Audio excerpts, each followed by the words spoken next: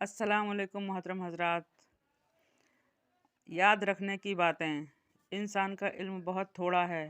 وہ اکثر چیزوں کو برا جانتا ہے مگر کبھی وہی اس کے لیے فائدہ مند پہنچانے والی ہوتی ہے، اور بہت سی چیزوں کو اپنے لیے مفید سمجھ کر ان کی طرف لپکتا ہے، لیکن وہی اس کا بڑا نقصان کا سبب بھی بن جاتی ہے۔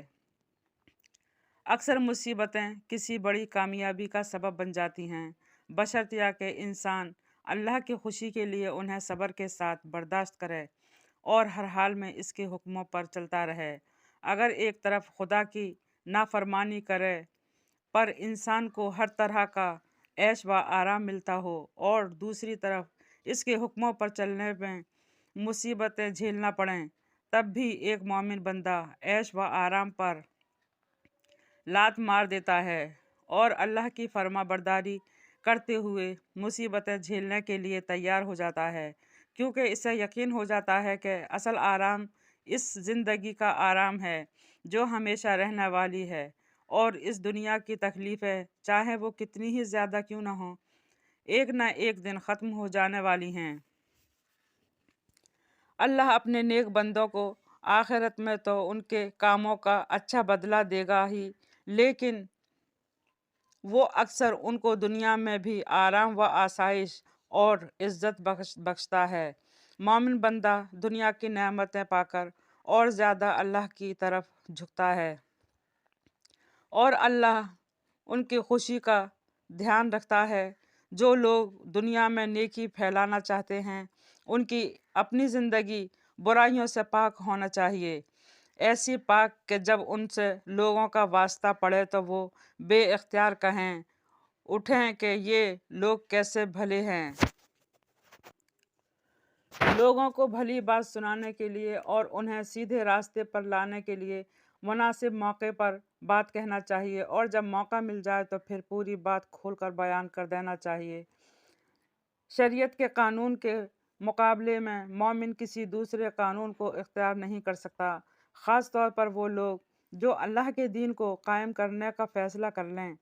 غیب کا علم سوائے خدا کے کسی کو نہیں ہو سکتا، البتہ اللہ تعالیٰ جب چاہتا ہے اپنے نبیوں کو یا اپنے دوسرے نیک بندوں کو کوئی بات بتا دیتا ہے۔ آپ نے دیکھا حضرت یعقوب علیہ السلام قریب 20 برس تک بیٹے کے لیے روتے رہے۔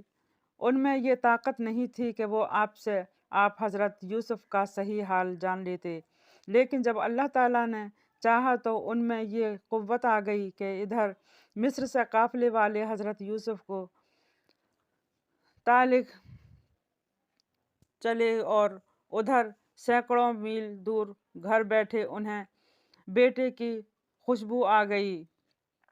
مومن کی زندگی کا سب سے بڑا کام نیکی پھیلانا اور برائی مٹانا ہے۔ وہ مصیبت کے دنوں میں انتہائی تنگی اور پریشانی میں بھی یہ کام کرتا ہے، اور بڑے سے بڑے اور زیادہ سے زیادہ مال دولت پا کر بھی اس ذمہ داری کو نہیں بھولتا۔ حضرت یوسف نے جیل خانے میں بھی لوگوں کو توحید اور آخرت کی دعوت دی، اور حکومت کا تخت پا کر بھی اپنی ساری قوت اللہ کا دین قائم کرنے میں ہی لگائی۔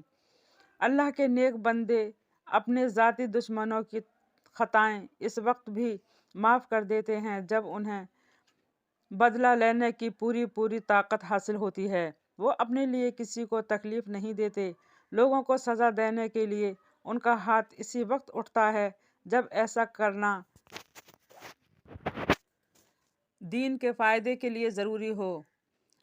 دعا مومن کی سب سے بڑی قوت ہے۔ حضرت یوسف علیہ السلام کی دعا پھر غور سے پڑھیے، اور اگر ہو سکے تو قرآن پاک میں اس دعا کے اصل الفاظ پڑھ کر ان کا ترجمہ دیکھیے۔ آپ کو معلوم ہوگا کہ ہر قسم کی نعمتیں پانے کے بعد بھی ایک مومن کا تعلق اپنے اللہ سے کیسا ہوتا ہے، آپ اس دعا کو یاد کر لیجئے۔ بے شک اللہ تعالی ہم سب کو سچے ایمان کے ساتھ اٹھائے۔ السلام علیکم۔